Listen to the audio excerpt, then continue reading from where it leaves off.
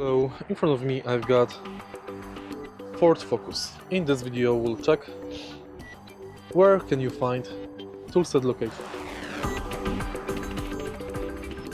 To find toolset location in your car, take a look at the trunk. Take a look at the left side of the trunk, where you can find spare fuses,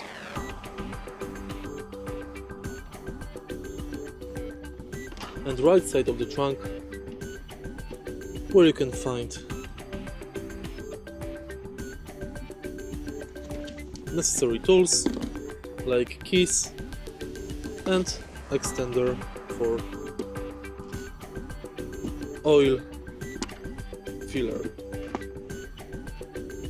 Also you can find some tools under the spare tire. As you can see, there is a bag here.